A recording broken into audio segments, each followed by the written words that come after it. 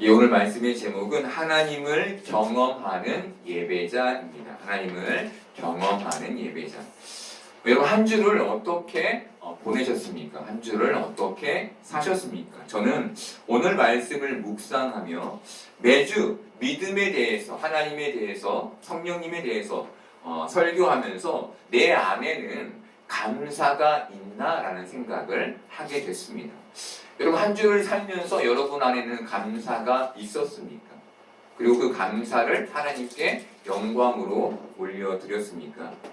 여러분에게도 아마 감사가 있었지만 잘 캐치하지 못했거나 또 감사가 없는 삶들이 지속되는 삶들이 있었을 겁니다.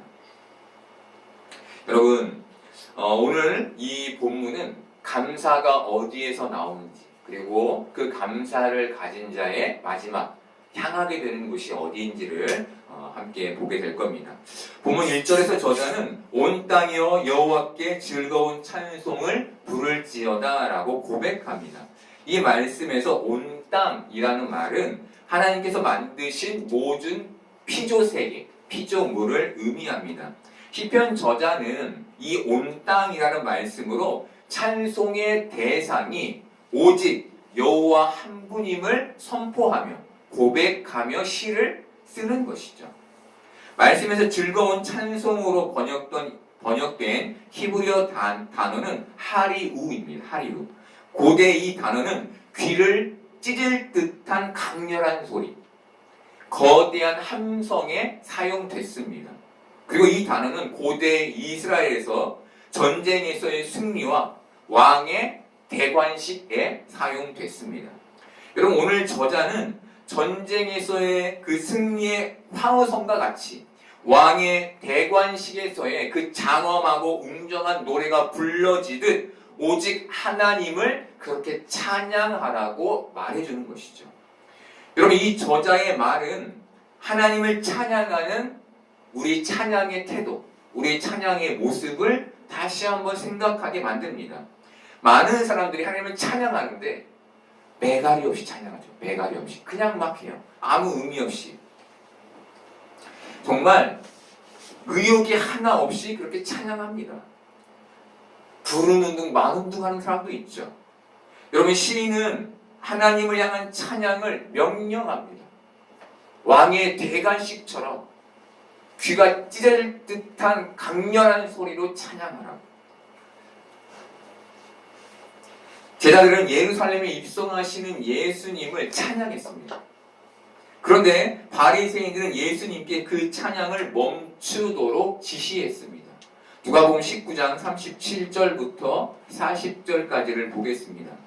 이미 감람산 내리막길에 가까이 오심에 제자의 온 무리가 제자들이 본 바 모든 능한 일로 인하여 기뻐하며 큰 소리로 하나님을 찬양하여 이르되 찬송하리로다 주의 이름으로 오시는 왕이여 하늘에는 평화요 가장 높은 곳에는 영광이로다 하니 무리 중 어떤 바리새인들이 말하되 선생이여 당신의 제자들을 책망하소서 하거늘 대답하여 이르시되 내가 너에게 말하노니 만일 이 사람들이 침묵하면 돌들이 소리 지르리라 하시니라. 여러분 제자들은 참 하나님이신 예수님을 시편 100편 1절의 말씀처럼 찬양했습니다. 큰 소리로 강렬하게 왕의 대관식처럼 찬양했습니다. 그런데 바리새인들은 그 찬양이 못마땅했습니다. 그래서 막아섰습니다. 그들에게는 예수님을 찬양하고 싶었던 마음이 전혀 없었던 것이죠. 그런데 예수님은 사람들이 침묵하면 이 돌들이 소리 지르리라. 이 돌들이 나를 찬양하리라 라고 바리새인들에게 말씀하셨습니다. 여러분 우리가 하나님을 찬양하지 않을 수 있습니다. 그런데 우리가 찬양하지 않아도 온 땅의 피조물은 하나님을 찬양하고 있습니다. 이것이 성경의 증언입니다. 그리고 시인의 고백입니다. 우리가 하나님을 의욕 없이 찬양하는 건 우리가 모든 피조물보다 하나님에 대해 무지하다는 증거인 것이죠. 여러분 예배의 자리에 나와서 하나님을 찬양하지 않는 것, 하나님께 우리의 마음을 드리지 않는 것, 찬양을 어영부영하는 것, 이것은 우리가 창조된 만물 중에 가장 무지하다는 증거가 되는 겁니다. 그래서 모든 만물이 하나님을 찬양하고 있는데도 그 똑똑하다는 인간들이 하나님을 몰라 입술로 하나님을 시인하지 못하는 것이죠. 시인은 2절에서 기쁨으로 노래하라고 말합니다. 이 말 역시 마음으로 하는 잔잔한 찬양을 말하지 않습니다. 기쁨으로 노래하는 이 말의 히브리어는 비르나나인데, 이 비르나나는 입 밖으로 터져 나오는 환성, 환호성, 탄성을 의미합니다. 여러분, 시인은 그 감격의 주님이라는 그 탄성으로 하나님을 노래하고 있는 거예요. 노래했던 것이죠. 그래서 그 노래함으로 너희도 노래해야 한다라고 말하는 겁니다. 우리가 뒤에서 보겠지만 여러분, 이런 시인의 탄성적인 강렬한 큰 소리의 찬양은 어디에서 나왔을까요? 하나님에 대한 경험. 여러분, 시인은 하나님께 나아가는 우리의 마음과 찬양의 자세를 1, 2절을 통해 분명히 얘기해 주는 거예요. 너희는 하나님께 이렇게 나아가야 돼. 이게 피조물인 너희의 예배의 자세야. 말해주는 것이죠. 여러분, 제가 여러분에게 시인처럼 여러분 이제 앞으로 하나님을 예배할 때는 이런 마음으로 하십시오 라고 한다면 여러분 다음 주부터 이런 마음으로 하나님을 찬양하실 수 있겠습니까? 안 되죠. 왜 안 될까요? 안 돼요. 이게 잘 안 돼요. 찬송이 앞서 말씀드린 것처럼 하나님에 대한 경험을 전제하기 때문입니다. 3절 보겠습니다. 여호와가 우리 하나님이신 줄 너희는 알지어다. 그는 우리를 지으시니요 우리는 그의 것이니 그의 백성이요 그의 기르시는 양이로다. 3절 말씀에서 알지어다로 번역된 히브리어는 대우인데 이 단어는 히브리어 야다의 복수형입니다. 히브리어 야다는 창세기에서 아담과 하와가 동침할 때 그 동침하다라는 말로 번역된 단어입니다. 이렇듯 야다는 단순한 지식적 알미 아닌 전인격적인 체험적인 알을 얘기하는 거예요. 저자는 강력히 하나님을 알아야 하는데 전인격적으로 알아야 한다. 하나님을 경험적으로 알아야 한다라고 독자인 우리에게 말해 주는 겁니다. 다르게 말하면 하나님에 대한 시인의 압도적인 경험이 이런 시를 쓰게 한 것이죠. 여러분, 시인의 하나님을 기쁨으로 섬기고 노래하는 이 모습이 하나님에 대한 체험적 경험에서 나오게 된 것이라는 겁니다. 이렇게 하나님을 경험한 저자는 그 후로 자신을 이렇게 이해하며 고백합니다. 그 하나님이 나를 지으셨고 나는 그의 것이며 나는 그의 백성이며 나는 그의 양이라. 하나님을 체험적으로 경험한 저자는 하나님을 경험한 후 자신을 이렇게 이해하는 거예요. 여러분, 이것이 하나님을 경험한 사람의 자기 이해입니다. 아, 내가 하나님의 것이구나. 아, 나를 하나님이 기르시는구나. 아, 내 삶을 하나님이 다스리시는구나. 아멘. 여러분, 하나님에 대한 경험만 우리에게 하나님을 나의 하나님으로 이해시켜주는 거예요. 많은 세상 사람들이 하나님을 하나님으로 알지 못하죠. 그렇죠? 하나님에 대한 경험이 없어요. 그래서 자신을 앞세웁니다. 내가 살아가고 내가 일하고 내가 판단하죠. 하지만 하나님을 경험하면 하나님 아래에 내가 숨게 되는 거예요. 하나님의 모든 지도하심 아래 자신을 이해하게 되는 겁니다. 다르게 말하면 우리가 하나님을 경험할 때 우리는 과학과 이상이 충만한 이 현실 속에서 하나님을 그때서야 나의 창조주로, 나의 소유자로, 나를 다스리는 이시로, 나를 양육하신 이시로 고백하게 되는 겁니다.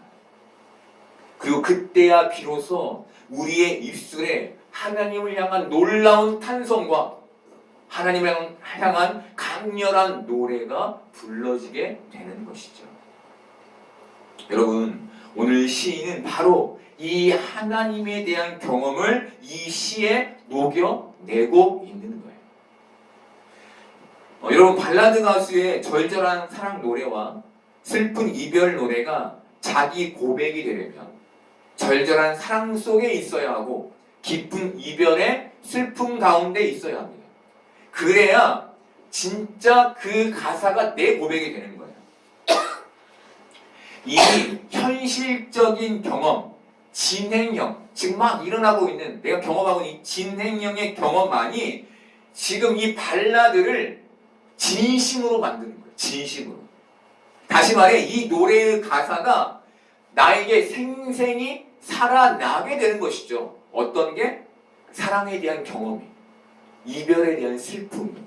여러분, 시인은 바로 이 생생한 하나님을 경험하고 있는 그 경험을 시에 담은 거예요. 그래서 이 시가 그에게는 생생한 하나님의 사랑 고백이 되는 겁니다.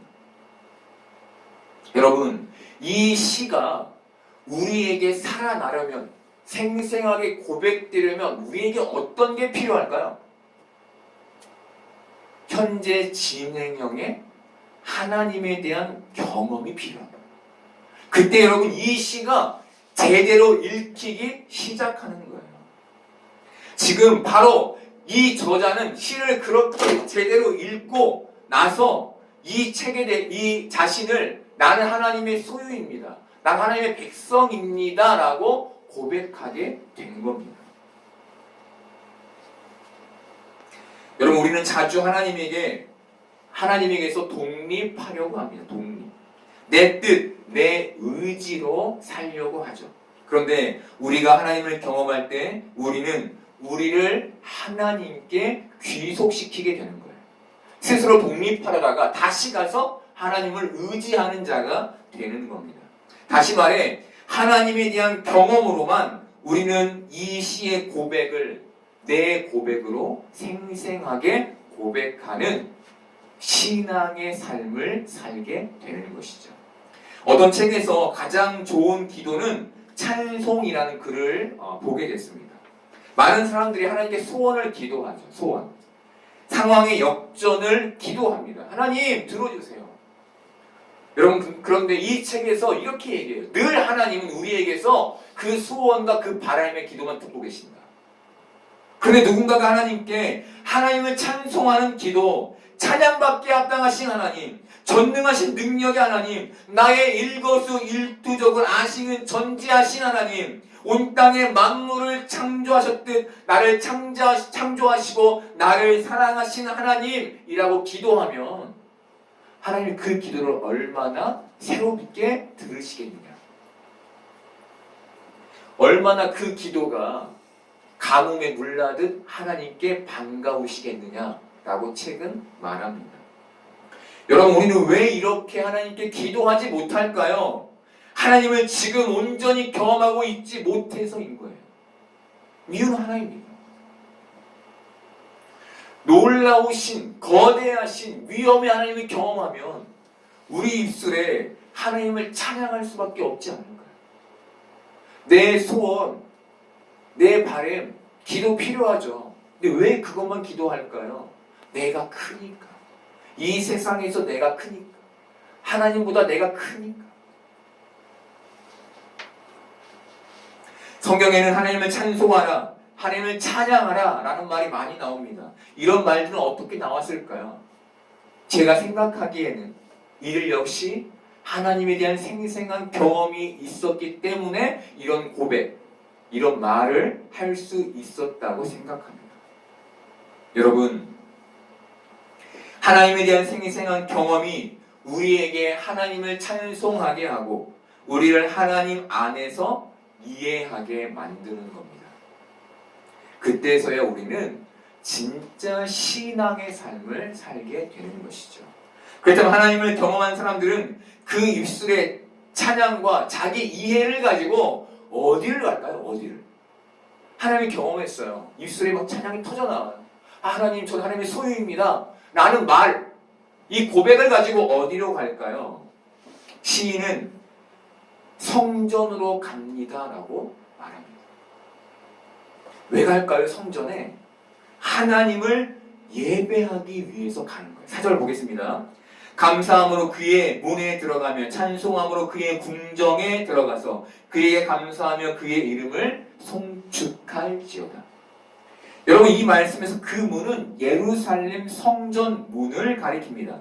이들이 예루살렘 성전 문에 들어간 이유는 그곳에 들어가 하나님을 예배하기 위해서였습니다. 더 구체적으로 말하면 하나님을 더 깊이 경험하고 싶어서 성전을 찾아간 겁니다. 여러분, 하나님에 대한 경험이 더 깊이 경험하고 싶은 열망을 만드는 거예요. 그래서 그 열망을 채우기 위해 이들이 간 곳이 성전이었던 거예요. 성전. 여러분, 하나님을 정말 열망하며 예배하셨던 경험이 여러분 있으십니까? 아마 한 번쯤은 있으실 거예요. 여러분, 왜 예배의 터에, 예배의 장소에, 왜 교회에 가셨습니까? 내가 경험한 그 하나님을 더 깊이 경험하고 싶어서 가신 것 아닙니까? 그랬잖아요, 우리도. 그렇죠. 하나님을 경험하는, 일상에서 경험하는 그 하나님 너무 좋은데 더 경험하고 싶으니까 자꾸 예배당에 갔던 거잖아요. 여러분, 더 하나님을 더 깊이 경험하고 싶은 열망에서 비롯된 신앙이 예배인 거예요. 아멘. 여러분, 시인은 이 시에서 그라는 말, 그라는 말을 10번 사용합니다. 10번. 그는 우리가 알듯 하나님입니다. 하나님. 시인은 그라는 단어로 하나님을 손에 잡힐 듯 잡히지 않는 존재, 신령한 존재, 눈에 보이지 않아서 찾아야 하는 흐릿한 존재가 아닌 눈에 명확히 존재하시는 인격적인 존재로 부각시켜요. 그라는 단어로. 우리가 쉽게 말하면 하나님께 쓸 수는 없지만 의인화라는 것이죠. 의인화. 여러분, 시인이 하나님을 손으로 직접 만질 수 있을 것 같은 인격적인 존재로 표현한 것은 시인이 이 현실에서 그런 하나님을 경험했기 때문이었습니다. 그런데 시인은 여기에서 멈출 수 없었던 거예요. 이 삶에서 놀라운 하나님을 경험하는데 더 경험하고 싶었던 것이죠. 그래서 그가 예루살렘 성전 예배의 처소를 찾았던 겁니다. 그래서 앞서 보았던 것처럼 시인이 감사함으로 그의 문에 들어가며 찬송함으로 그의 궁전에 들어가서 그에게 감사하며 그의 이름을 송축할지어다 라고 고백하는 거예요. 너무 하나님을 경험하고 싶어서, 더 많이 알고 싶어서. 여러분, 지금 여러분에게 예배의 열정이 있습니까? 그냥 이 자리에 나오는 것 말고 하나님을 더 경험하고 싶다, 하나님을 더 깊이 알고 싶다 라고 이 안에 여러분의 열정이 피어나고 있습니까? 만약 그 예배의 열정을 잃었다면 다시 하나님을 경험하며 예배의 열정을 회복하게 되는 여러분 되기를 바랍니다.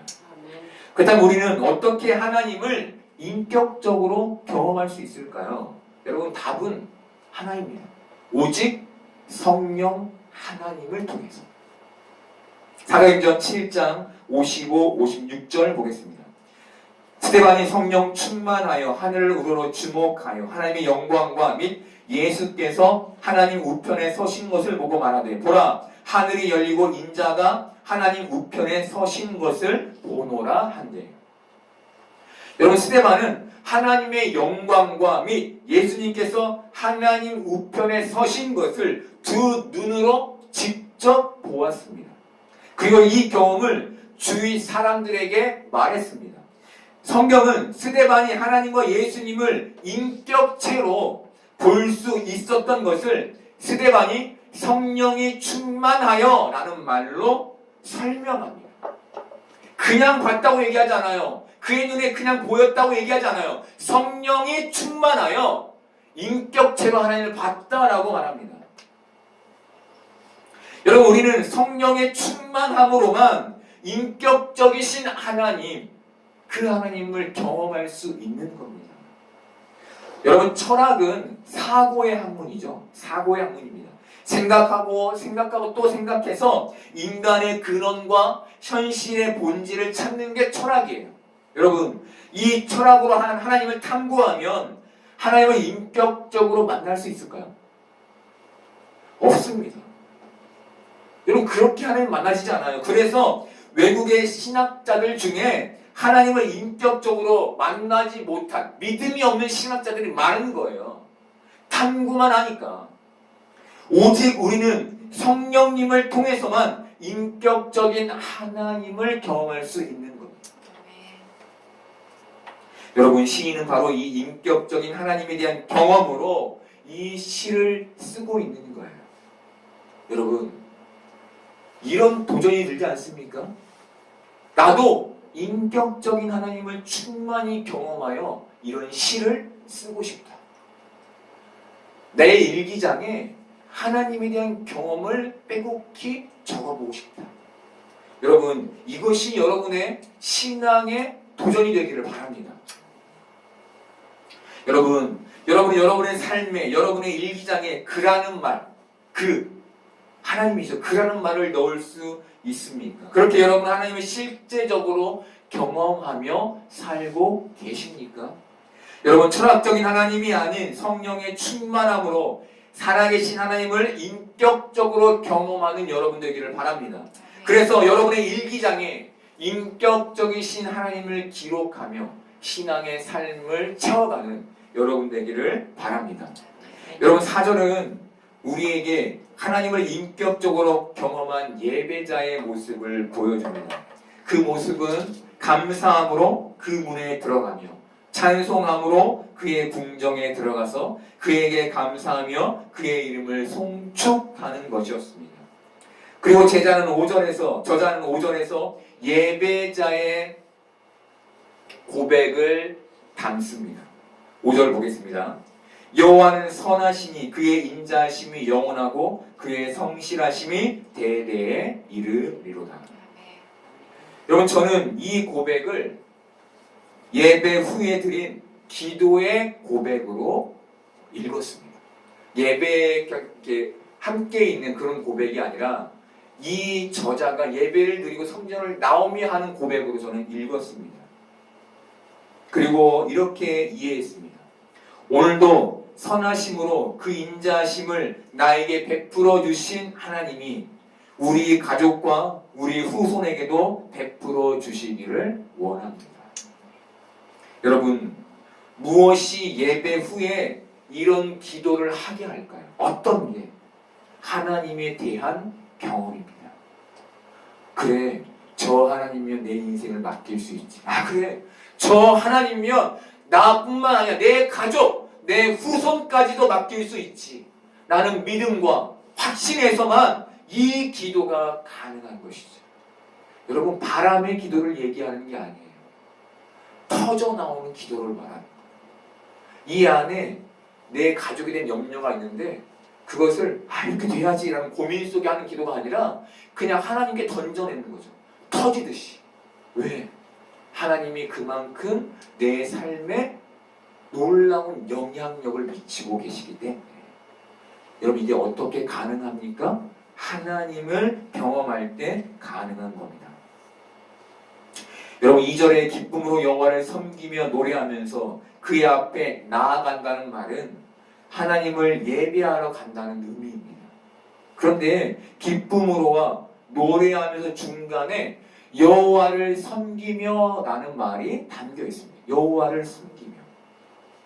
여러분, 이 중간에 이 문장은 어떤 의미일까요? 그냥 노래하면서라고 하면 되잖아요. 그죠? 이렇게 연결해서 할 수 있어요. 근데 그 중간에 여호와를 섬기며 라고 말해요. 시인은 세상에서 하나님에 대한 경험의 탄성, 이 놀라운 경험, 이 기쁨, 이 감격과 함께 여호와를 섬기는 삶도 있어야 한다는 말을 우리에게 해주는 거예요. 즉 이 현실에서 그의 말씀을 살아내는 삶을 살아야 한다는 것을 우리에게 말해주는 겁니다. 여러분, 하나님에 대한 경험은 짜릿한 감동과 탄성을 우리에게 줄 거예요. 왜? 하나님은 우리와 다른 존재이시니까. 완전히 새로운 어떤 세계를 경험하는 거니까. 하지만 시인은 여기에 멈춰서는 안 된다고 말해주는 거예요. 더 나아가 하나님을 경험했다면 그 하나님을 섬기는 삶을 이 현실에서 살아라 라고 우리에게 말해주는 겁니다. 네. 여러분, 많은 사람들이 이 예배당에 나와서 이 짜릿한 하나님을 경험하고 말아요. 그 하나님 찬양으로 만나면 끝이에요. 저기 밖에 나가면 그 삶을 못 살아요. 말씀을 살아내지 못해요. 여러분, 왜 그럽니까? 하나님의 말씀이 그 안에 없어요. 그냥 감정적인 하나님을 누리는 거예요. 여러분, 하나님의 말씀이 있어야만 우리가 이 땅에서 현실에서 하나님을 섬길 수 있게 되는 겁니다. 우리가 하나님의 말씀을 이 땅에 살아내면 누가 필요하시죠? 우리 안에서 하나님의 말씀을 생각나게 하시고 기억나게 하시는 성령님이 필요한 것이죠. 여러분, 살아계신 하나님을 성령님으로 경험하며 이 땅을 하나님을 환호하며 탄성하며 또한 그 말씀을 살아내며 살아내는 여러분 되기를 바랍니다. 네. 그리고 이 자리에 오시며 늘 풍성한 하나님을 경험하게 되는 여러분들을 축복합니다.